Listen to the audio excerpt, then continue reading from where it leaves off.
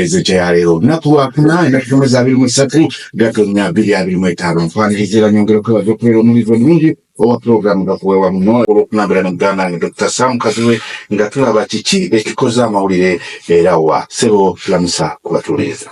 Ampuliriza nkulamusizza okwebaza emirimu gy'otuusizzaako engalo okusasira gwafunye ebizibu ate n'enjozeza nawe watuuse ku buwangu. Nga bwe gwatambudde omukolo gwatambudde bulungi. Era yagugoberedde yenna asobola okukkaanya nange ate naddala ng'ogeraageranya ku byaliwo emyaka ena egiyise Joe Biden ng'ajja. Kubanga ojjukira ku mulundi ogwo nti Trump teyakkiriza nti awangudde, kyaggumiza n'okutuusa olwaleero. Yasindika n'abantu nga 6 January 2021 ku Capitol Hill n'ekigendererwa ekyokwagala okulemesa Congress okukakasa obuwanguzi bwa Biden. Kati jjukira ekyo kyakolewa 6 oluvannyuma lwa wiiki 2 nga kwe kulayira okwa President wa America. Trump kennyini teyaliiwo mu kuwaayo obuyinza.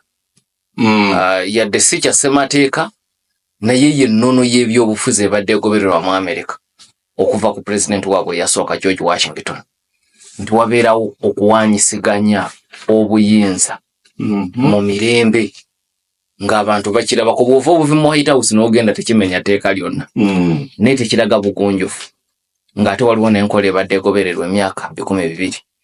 Ku mulundi guno twalabye nga tewali kwemiima oba oliawo ne Biden yandyemiimi ti nga gwe bw'otaabunkwasa mu mirembe nange sijja kubaawo. Naye Biden yabaddewo ku lunaku lwennyini ku makya n'asooka amwaniriza mu maka g'obwa President White House ng'enkola bweri. Ne bavaayo bonna batambulidde na mmotoka y'emu okujja mu kifo badde bagenda okulayirira ku Capitol Hill. Kati naawo abakyusa ebintu ebikulu maka g'obwa President baba n'essaawa 6 okukola enkyukakyuka eyo nga kuba awo Biden aba afulumye. Naye waliwo essaawa 6 ezibaweebwa okukyusa ajjamu ebifaananyi bino Biden bye yali yateeka wano kati muteekawo Trump ayagalawo kino. Kati ekyokulabirako Biden yali yajjamu ekifaananyi kya Winston Churchill maka g'obwa President, yali Ssaabaminisita wa Bungereza. Kakati Biden Trump yakikomezaawo ng'akomyewo. Kati ebyo byonna waliwo ne kalangi ke bakubako akapya mu ssaawa ezo 6 mu bifo ebimu kuko emirimu giba gyakayisanyu.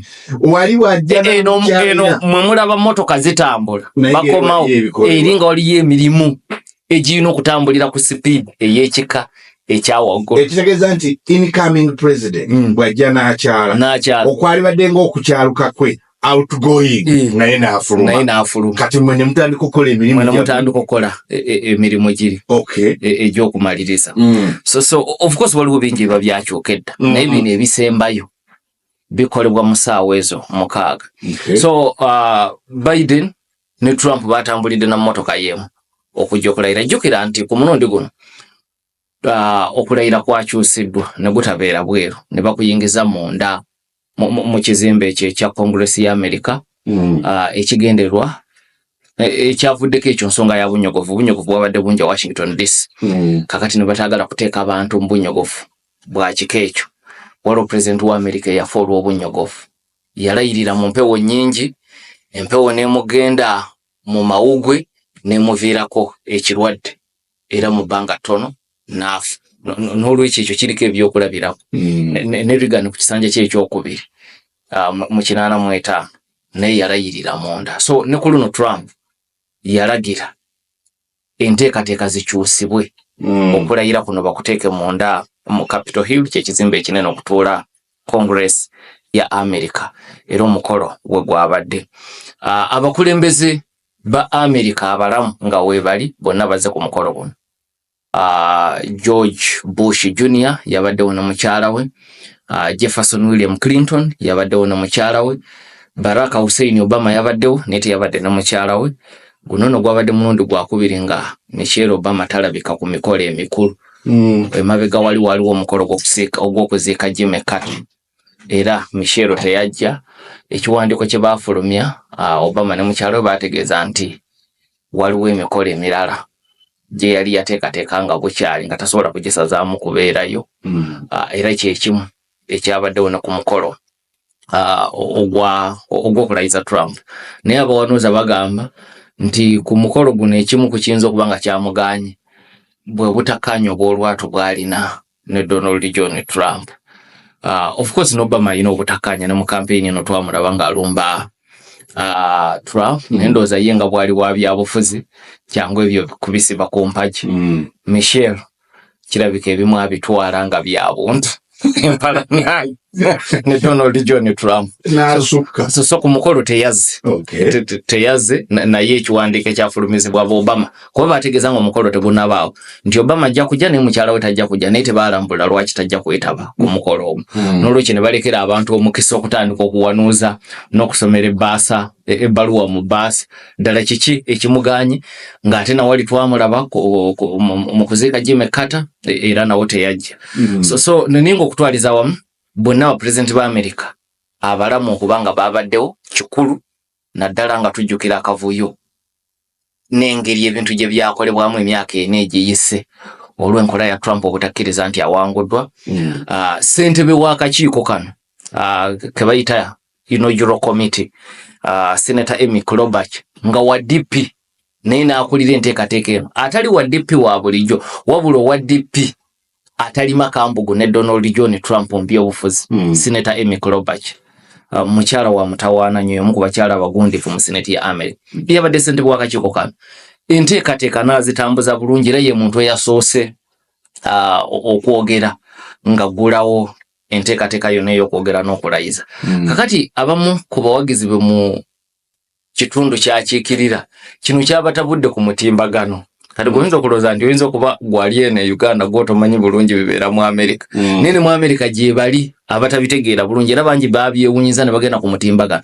Ate Klobuchar abeera atya nga ye kalabalaba w'omukolo oguliko Trump gwe tutakkaanya naye. Oyinza otya okulabika eyo? Kati mu kuba wano kulaba bagambye nti mukkirize oyo ye demokrasiya wa Amerika era kye kitufuula ab'enjawulo. Nze simwagala saamulonze naye abasinga obungi bamulonze. Ate nze nalondebwa okubeera ssentebe wa inaugural committee. Mukolo nga bwe gwatambudde basinga otulese wali mu kwewuunya nti ate omusajja atali mukazi yadde kalabalaba omukolo. Senator Amy Klobuchar omukyala okukola omukolo kyokka nga talima kambugu nani Donald Trump. Naye n'akinnyonnyola nti ago ge maanyi ga demokrasiya wa Amerika.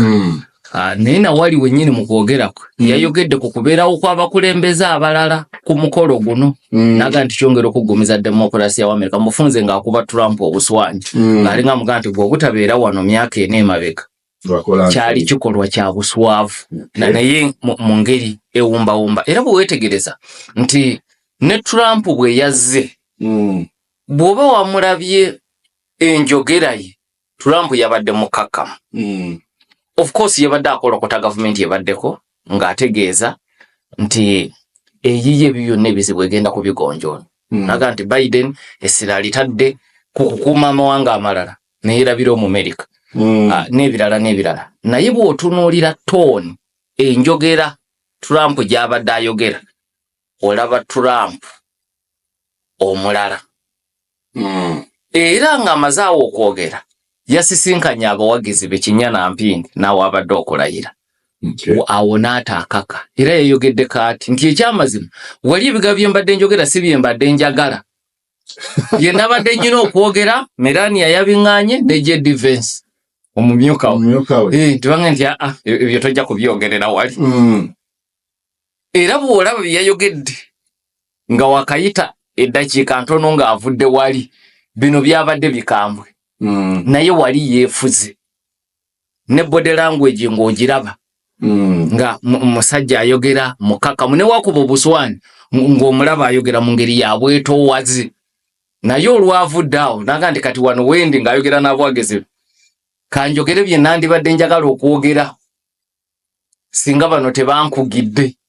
Bino bye byandibadde bituufu. So ekikulu ekirimu kiriki nti yassizza ekitiibwa ku nkomerero mu bulombolombo bw'ebyobufuzi bya America kubanga abadde asobola ogaana ye president buli kyenjagala nja kukyogera naye okuwulira ekyo kyabadde kikulu kakati yadde yayogedde ku mukyalawo ne Vince naye ateekwa okubanga yasinze okumukomako ye omukyalo oli gwe twayogerako edda Suzi gwe yalonda nga chief of staff kubanga yaleese empisa mu campaign ya Trump ey'omulundi guno tefaanagana naye mulundi guli era ne munaku ezisoose enkola y'emirimu ogiraba munaku ezisoose nokunaku olwasoose order mu ngeri executive orders gye bazireesemu okwawukana ku luli olaba Trump ow'enjawulo mu luzungu nzoga nti ali mu fomu okwawukana ku Trump eyasooka ate jjukira omukyalo ono Suzi yabadde campaign manager bwe yali amuwa ekifo kye yasooka na kukigaana naga nti okujjako ng'ogenda kumpa obuyinza obwenkomeredde nga nze nsalawo teri ampitako n'amala kutuukawo ate nadda na biragiro ekiragiro kyonna tukirina kukikkaanyaako nze naawe abalala ne bafuna ekyo ekiragiro so saate bo kukireeta kebabe ba famire kebabeere bantu b'otambudde nabo okumala ebbanga ko Trump nti nkikuwadde so ne mu kulayira kuno amaanyi g'omukyalo oyo Suzi ogalaba era yabadde ku lusegere nnyo wali nga Donald John Trump azze okulayira ekirala kyotayinza kubuusa maaso nti Trump ku mulundi guno yalayidde tatadde mukono ku Bayibuli ate nga zaaleeteddwa bbiri era ze yalayirirako luli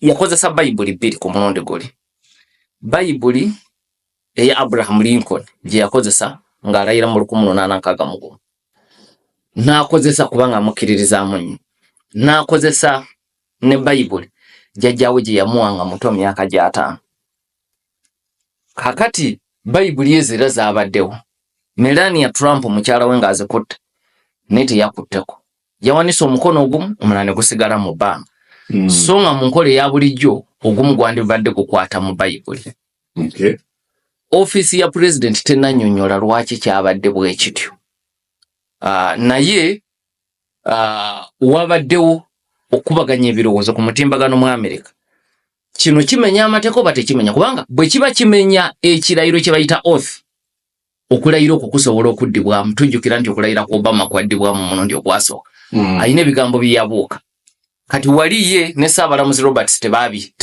tebaabiraba oba tebakyegendereza nti tulina ebigambo bye tubuusa Ssaabalamuzi ye yabisoma naye Obama n'abibuuka mu kusooka Obama alina bye yabuuka Ssaabalamuzi n'abitegeera n'abimuzaamu kati ate mu kubimuzaamu ate n'abuuka bye yayogedde okusooka kakati ne balowooza abyogedde kajinkira ne baga nti okulayira kwabadde kufu era ne bayita Ssaabalamuzi najja mu White House naddamu n'amulayiza so kati nawono wabaddewo debate nti okulayira kuno nga takutte ku Bayibuli kuba kutuufu oba kuddibwemu naye abataputa ssemateeka wa America balambuludde nti ekyo tekimenya ssemateeka wa America bw'okigeraageranya ku ky'Obama eky'Obama kyali kimenya kuba alina ebigambo bye yabuuka nga biri mu kirayiro ekyo kino ekyokuteeka omukono ku Bayibuli kyakyeyagalire kubanga ke kalombolombo Washington ke yatandika nako naye tekiri mu ssemateeka nti oteekeddwa okukwata Bayibuli ng'olayira era ebiwafaayo by'abakulembeze bangi ebireeteddwa abalayidde nga tebakutte Bayibuli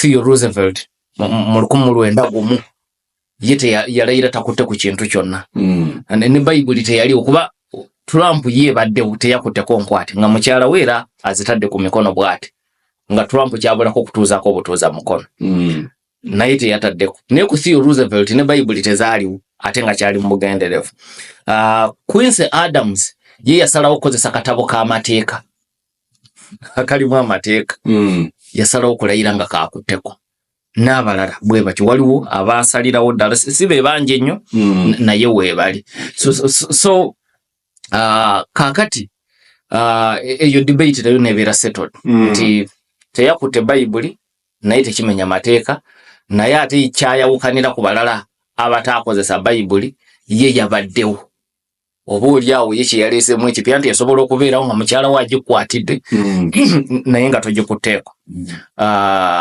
ekirala era kyotayinza kubuusa maaso ku nkomerero ya byonna yengeri omukolo gye gwatambuddemu nti okuba ebirayiro byonna bwe kwawedde era Trump n'atwala obuvunaanyizibwa okuwerekera Joe Biden amusiibule olwo nga atandise ekkubo lye okusiibula okuva mu kibuga Washington DC addeyo gy'agenda okuwummulira. So mu bugazi bw'omukolo gwatambudde bulungi era gwayongedde okuggumiza demokulasiya wa Amerika okwawukana n'ekyaliwo emyaka ena emabega lwe baafuuka ekisekerero. Kifaananyi ng'omukolo gwatambudde okonye ku kifaananyi kya Winston Churchill okukiggya mu White House. Ekifaananyi kya Churchill kirina makulu ki mu White House na lwaki Biden yali yakiggyawo? Biden no si yasoose okukiggyawo. Okay. n'Obama yakiggyawo emyaka 8. Trump n'akizza ekibumbe ekyo. Kakati Obama bwe yakiggyawo yateekawo ebifaananyi ebirala. N'ateekamu omwali kya Martin Luther King Jr., Eleanor Roosevelt n'ebirala. Kakati Trump bwe yajja n'akikomyawo. Naye nga biri abireseewo. Yalekawo kya Martin Luther King kyokka. Era ne ku mulundi guno aleseewo kya King kyokka. Kubanga so Obama yasooka okubiggyawo. Okukiggyawo. Trump n'akizza. Biden n'akiggyawo. N'ateekawo Martin Luther King. N'ateekawo Eleanor Roosevelt.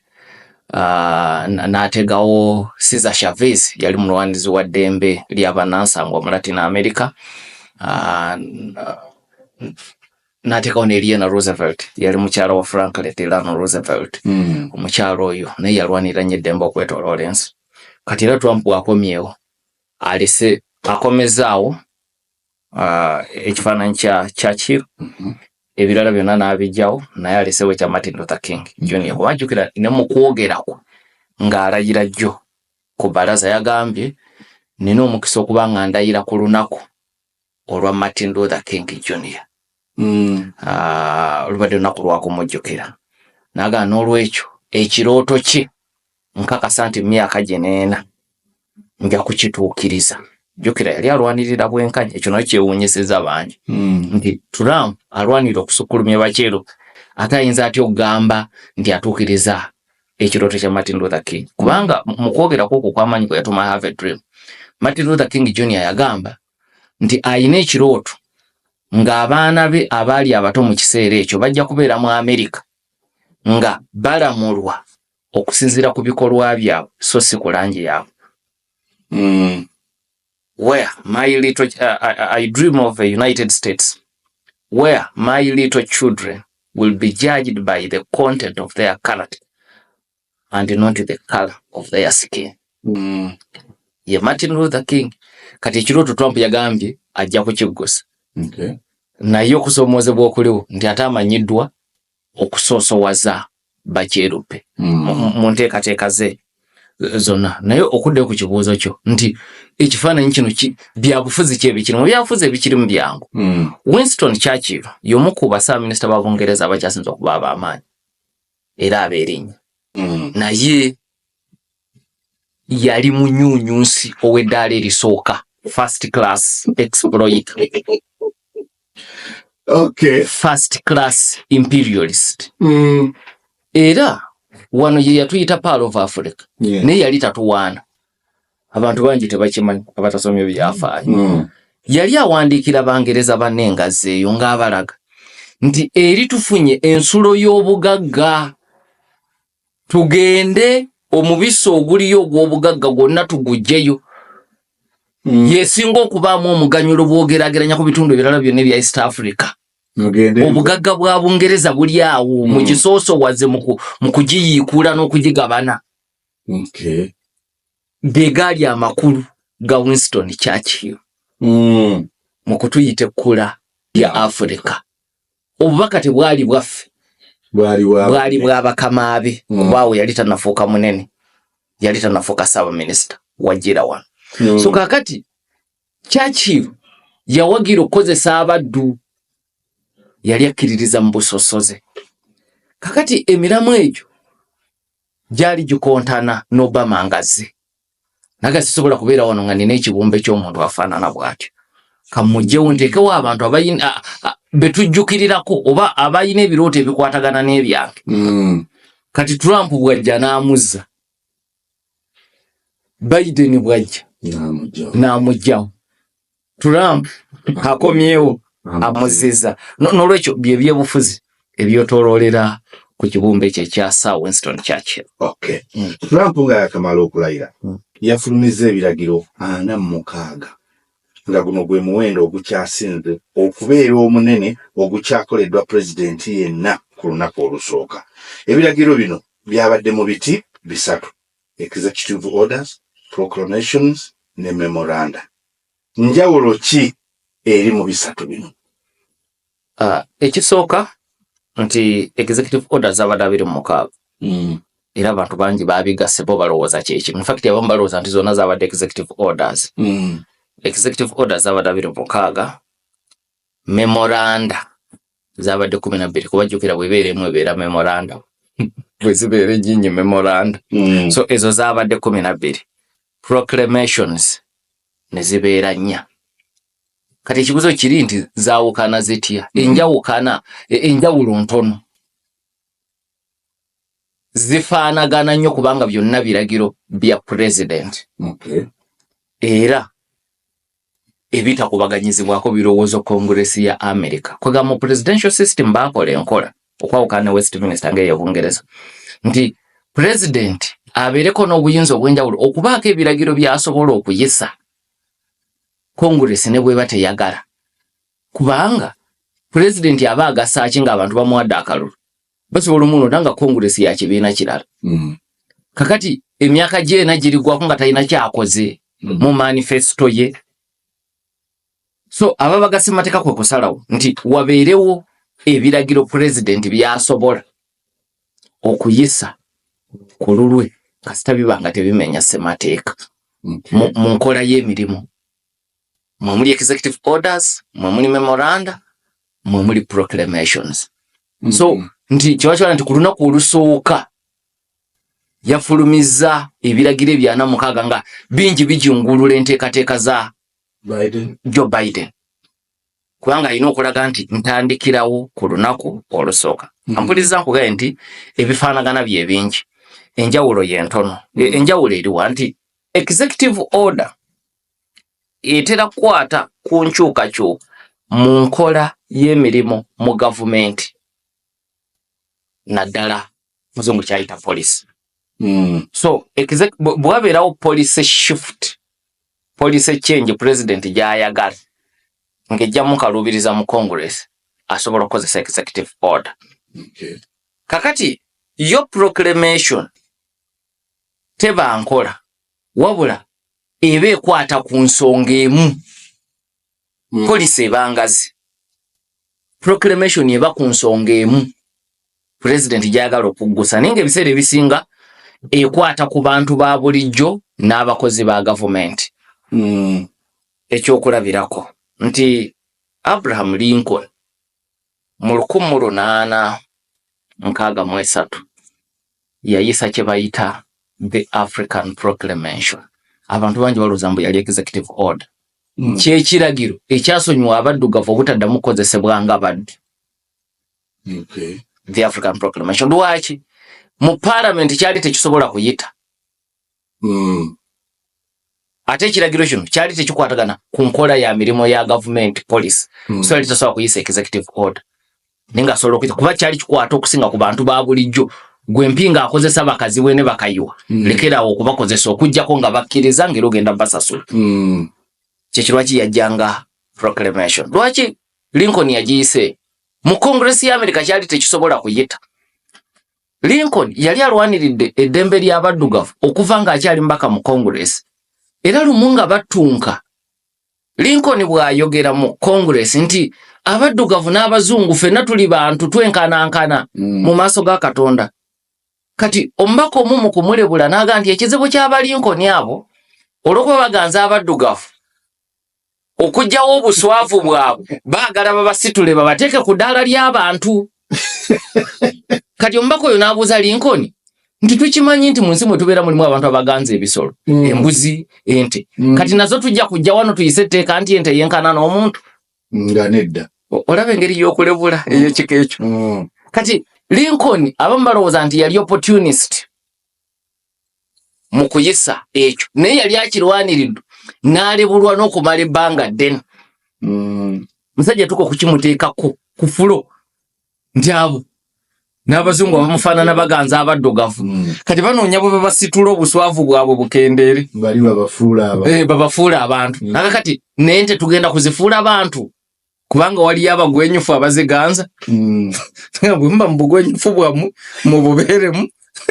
Kakati bw'afuna omukisa. Kati bw'afuna omukisa n'afuuka president. Yageeyo debate sirigiza mu Congress.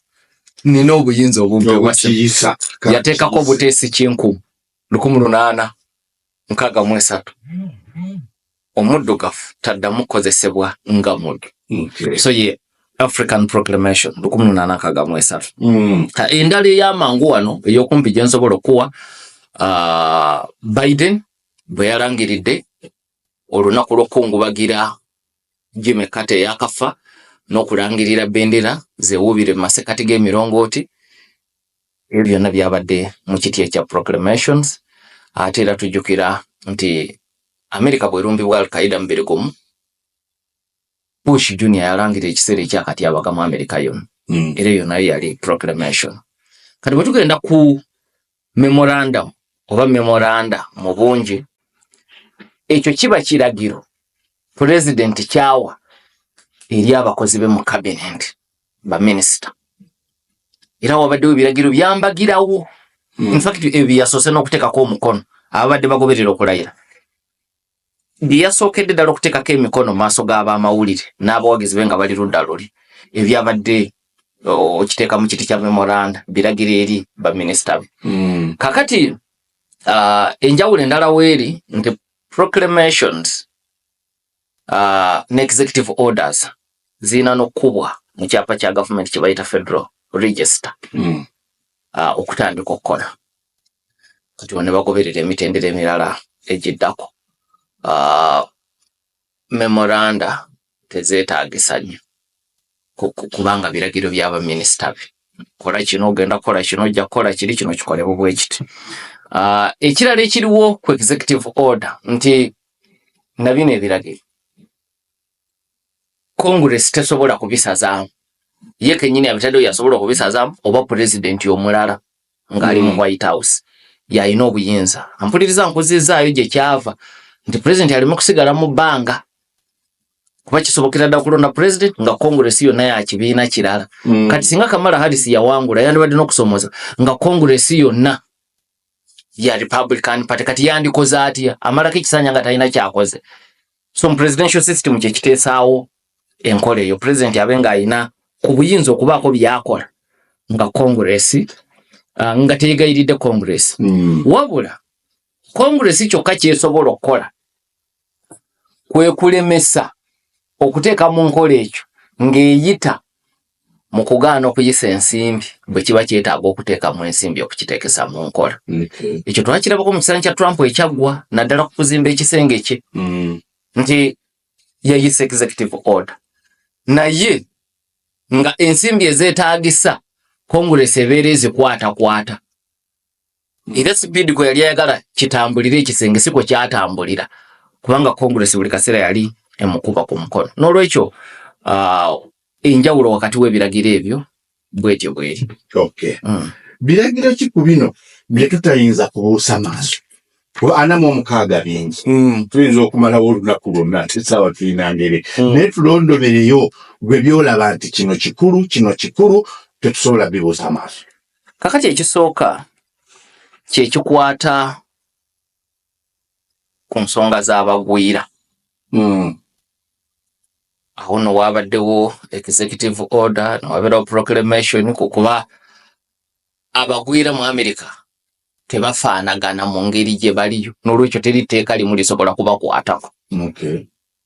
Waliyo abaliyo nga bakugu, waliyo abaliyo nga bazadde be bajja mu bumenyi bw'amateeka ye najja nga mwana newabeerayo yajja n'azaalibwa abamenyi b'amateeka babiri bw'obagoba omwana mu Amerika busiba Amerika kati ogoba abazadde omwana asigale ani agenda okumulabirira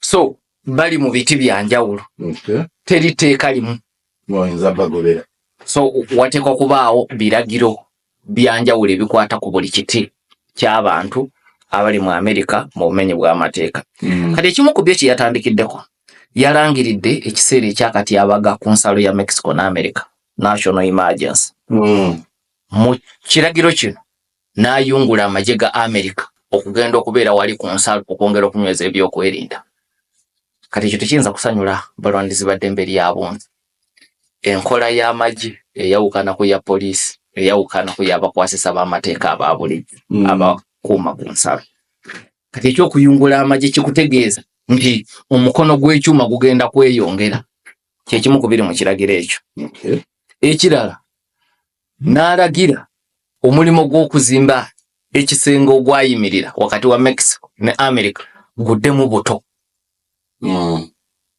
ekyo yakiragidde mbagirawo n'akomyawo enkola ye gye yayita remain in Mexico nti kubanga jjukira Mexico abantu bangi abava Mexico okuyingira America si bannansi ba Mexico bava mu mawanga mangi mu Latin America nijjukira eno yenyina ensalo n'America kati ne batuuka mu Mexico nga baagala okuyingirawa America kakati luli nga bw'oteekamu empapula oyingira mu America n'obaako w'okuumirwa nga bw'okyayisibwa mu kakuŋŋunta kati enkola ya Trump ya remain in Mexico egamba nti agira okyasigala eri bwe bigaana oddeyo wano bw'abeera mu America kyangu okudduka mugenda n'okumaliza empapula nga yabulira dda mu America kati Trump agamba musigale eri enkola eyo Biden yali yagiyimiriza remain in Mexico program Trump agikomezaawo ekirala Trump yakomezza eky'abantu abazaaliddwa mu America buli azaaliddwa mu America okubeera Omumerika yafulumiza ekiragiro ku ekyo enkola ebaddewo nti mpinga ne bw'ogenda kukyala mu America n'ozaalirayo omwana aba mu America kati Trump agamba nti ekyo kirina okukoma mu kiragiro kyaga nti singa omuntu abeera mu America mu bumenyi bw'amateeka unlawfully present in the United States tasobola kuzaala mu America okujjako oyinza okubeera nga gw'ozaddemu ye mu America naye bwe kiba nga mwenna temuli b'America ate nga ne mu America muliyo mu bumenyi bw'amateeka oyo tagenda kubeera mu America jjukira abantu bangi badde atuuka okuzaala n'agakanga n'enzaalire mu America abakyayina abo babadde babikozesa nnyo kati Trump agambye ekyo kikafuuwe ate era mu kiragiro kye kimu n'agamba n'oyo aliyo mu mateeka naye nga kaseera kagere naye tajja kuzaala mu America muli abayizi muli abalambuzi muli n'abakozi kebabeere bali bayita ba skilled workers gy'oli nayo oliyo kiseera Trump agamba abo tebasobola kuzaala America ekiragiro kino kirina kutandika kukola nga ennaku z'omwezi 19 omwezi ogujja naye jjukira ssemateeka wa America gye bayita 14th Amendment ye yakyusa neewa abantu bonna eddembe okuzaalibwa nga b'America kasita bakuzaalira ku ttaka ya America kati kitegeeza jjukira nga nti obuyinza obwo olina kubukozesa obw'ebiragiro nga tokontana na ssemateeka kati we twogerera amasaza agasoma 20 America erina abasaza 50 amasaza agasoma 20 gagenze dda mu mbuga z'amateeka si bantu sekinoomu wabula basaabawolereza b'amasaza ago baatonejja bamaze dda okuyingira embuga z'amateeka okuwakanya ekiragiro kya President Donald John Trump akati egyo emisango nagyo tujja kugirinda tulabe gye ginagwera. Waaw, kabadde kanyumye. Oli mu Amerika mu bumenyi bw'amateeka. Ne bw'ozaddemu naye ali mu Amerika mu bumenyi bw'amateeka. Ki ekifuula ono gwe muzadde? Mumuzaalidde ku ttaka lya Amerika. Naye mwe muli mu bumenyi bw'amateeka. Tamanyi byammwe. Naye azze mu bumenyi bw'amateeka. Trump tayagala. Kubanga waliwo n'ekiti ky'abantu abalala Obama be yali yasonyiwa. Wayingizibwa mu Amerika ng'oli mwana muto gwe tonatuuka myezi gyesalirawo. Kati gy'okulidde naye baakuleeta oli wa myaka 7. Kati osobola ogobwa mu Amerika. Obama yateekawo enteekateeka gye baakazaako erya ddaka. Nga tebasobola kumala gakuzaayo. Kati kuba sigwe weereeta. Sigwe weereeta. Gye mwava wali tolina bw'onoosigala naye. Tolina bw'onoogaana nti nze sigenda. So kati bakuleese tukukola. Ati gy'okulidde kati naye engeri gye wajjamu. Kati era Trump yagamba abo tebasaanyi kubakkiriza kusigala mu ggwanga eri Amerika. Naye kati abo ate eryo si lye libakwatako. Ngamba bali betugambye. Ku kiri emisango gyagenze mu mbuga z'amateeka. Kyemmanyi emisango egyo gijja kutambula gituuke ne mu kooti ya Sukulu. Naye kooti ya Sukulu gye twogerako olwaleero esingako ba Conservatives abalondeddwa ekibiina kya Republican Party. So emisango bwe ginaatuuka mu Supreme Court si kyangu kusuubira Supreme Court kujungulula ndowooza ya Donald John Trump. Ensonga endala etasobola kubuusibwa maaso mu biragiro ye Trump okusonyiwa abantu abawerako emisango. Mu bano muli abantu 1,500 abasingisibwa emisango nga bamaze na kugikkiriza egy'okulumba Capitol Hill. Capitol Hill kye kizimbe ekikulu wabadde n'omukolo gw'okulayira. Era Congress ya Amerika weetuula wetugambye nga 6 January 2021 eyali omumyuka wa Trump weyajja okukakasa obuwanguzi bwa Biden. Ng'ekyo kye kirambikiddwa mu ssemateeka. Kati Trump n'asindika abawagizi be balumbe balemese enteekateeka eyo n'obeerawo n'abantu abaafa omwali n'abapoliisi. Kakati emisango gibadde gitambula abantu 1,500 gyamala dda okubakka mu vvi, abamu bali mu kkomera, abala ebibonerezo baabikola dda. Kati Trump yasonyiye abo bakyali makomera n'abaava edda makomera. Ekigendererwa nti bw'abasonyiwa ne ku likodi kiveeko. Kakati waliwo omukyalo omu Pamela Hemfield ye yaganye ekisonyiwo kya Donald John Trump. Ensonga gyawo agamba omusango yagukkiriza nti amenya amateeka. Bwe yeekuba mu kifuba bwe yaddamu okwetunuulira alaba nga Trump yamuwabya. Kubanga ekyamazima Trump yali awanguddwa. Ekyamazima Mike Pence teyalina buyinza bulemesa kukakasa buwanguzi bwa Trump. Ne bw'atandize ku Capitol Hill Biden yali ajja kakasibwanga omuwanguzi era alayire. Kati omukyalo ono Pamela agamba era mu kooti yakkiriza era ne bamusalira ennaku 6 n'agenda mu kkomera. Ekibonerezo ne kiggwako bamuwa kitono kubanga yakkiriza. Waliwo be baasiba emyaka 2. Kati ye agamba ekisonyiwo takyagala, ayagala ebbala eryo lisigalewo ku likodi nti yakola ensobi, kisigale ku likodi ye nti yakola ensobi. Tayagala kutabula byafaayo. Era n'aga Trump nze ekisonyiwo kyo si kyetaaga, ekyamazima nakola ensobi. Trump ebitayinza kubuusibwa maaso. Yes, ekirala yakitumye restoring biological truth. Ekigendererwa agamba ayagala kuzzaawo obutonde nga Katonda bwe yabuteekateeka. Omusajja aba musajja n'omukazi aba mukazi. Yasoose kubyogera mu kwogera kwe ng'alayira ate n'abifulumyako n'ebiragiro nti kaakati olwaleero teri kitongole kya gavumenti kiyina kuwa mpapula mu Amerika ng'ojjuza ekiti mwogwa ne bateekawo ekiti ekyokusatu. Kuba musajja oba mukazi kubanga jjukira mu Amerika eyo debate ngazi. Waliyo abantu abeefuula yali mukazi kati ng'afuuse musajja. Kakati ne wabeerawo debate nti bw'ajja ku kaabuyonjo wano ngeza CBS. Mpinga abadde emyaka 2 ku CBS nga musajja.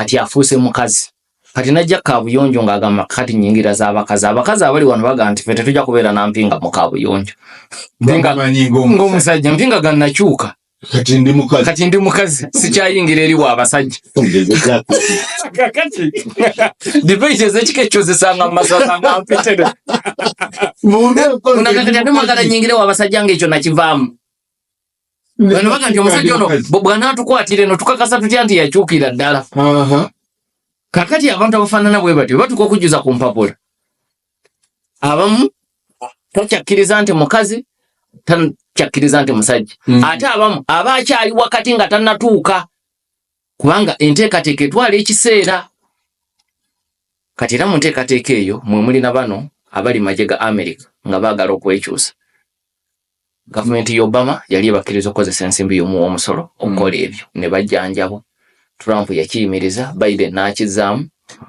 Trump era yalagidde teri nsimbi ya muwoomusolo bamusirikale nga gweyagala kwefuula noonya ssente ezinaakola ebyo naye sookoli wali ababikoze ne baba success butereevu bangi ekyo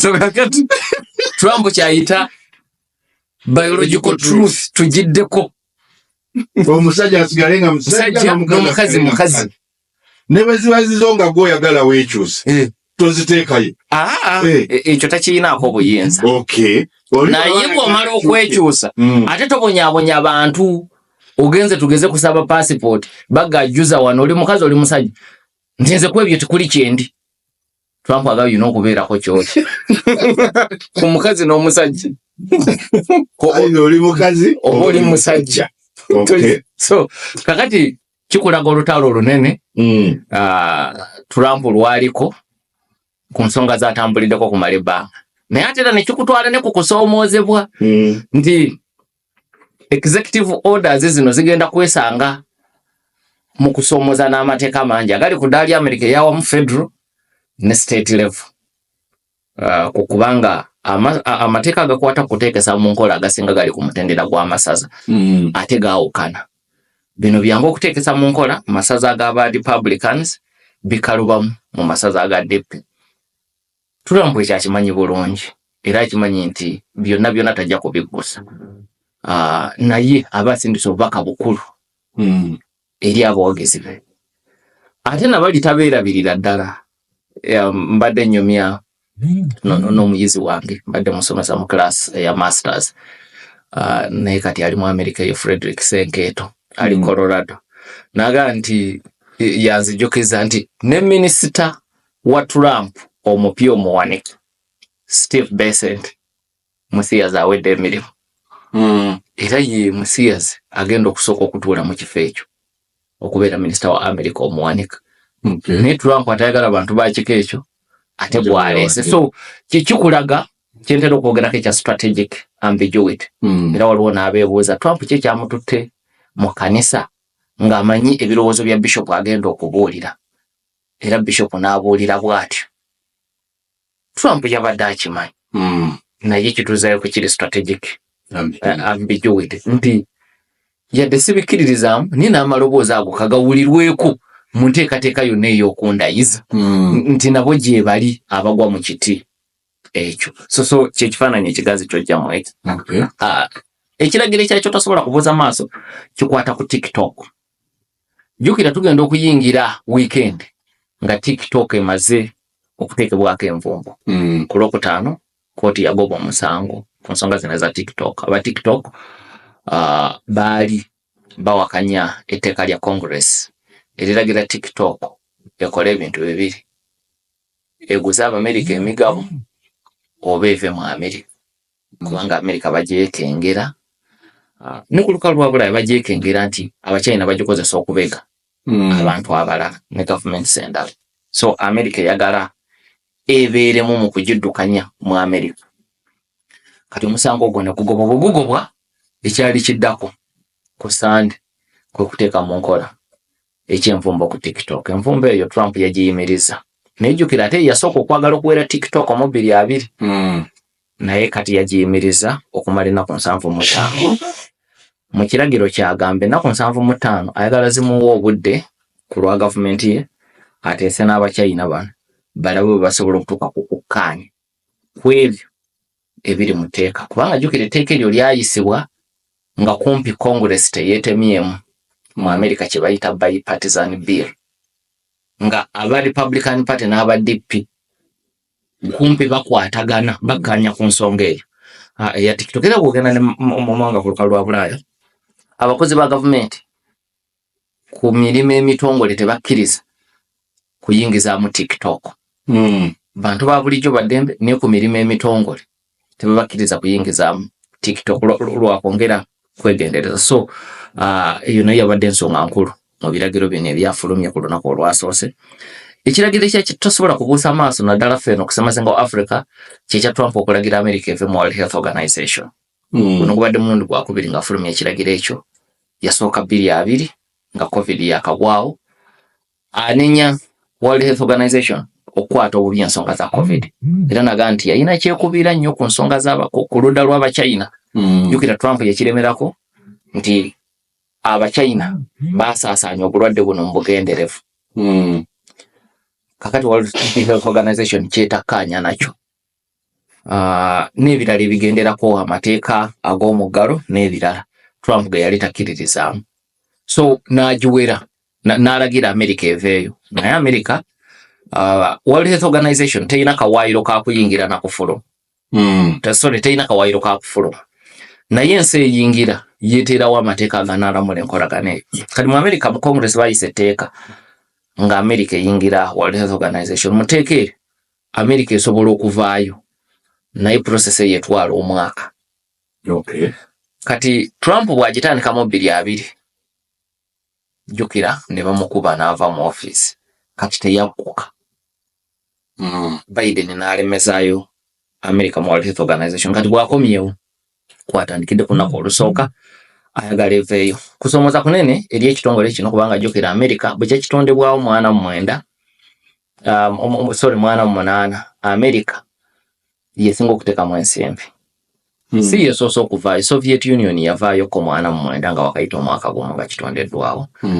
Naye America ekigifula ey'enjawulo ku mbalirira eno kwe batambulira ey'omwaka guno ogw'ebyensimbi eyinako ebitundu 1.5 ziva mu America. Ekirala waliwo abakugu aba Centers for Disease Control mu America nga bakozi ba America naye ne bawonga mu World Health Organization.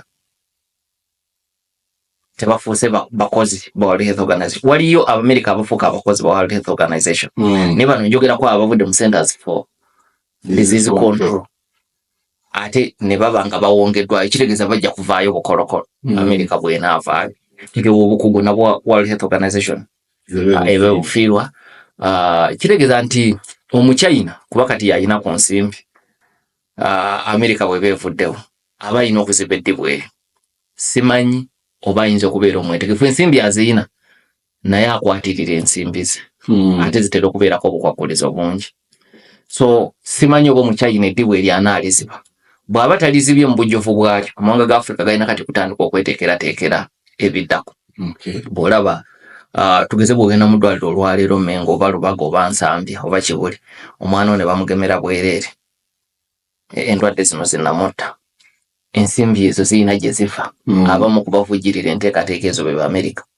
Kati kino kye kitegeeza ekyokulayira kwa Donald John Trump bw'aga nti mu World Health Organization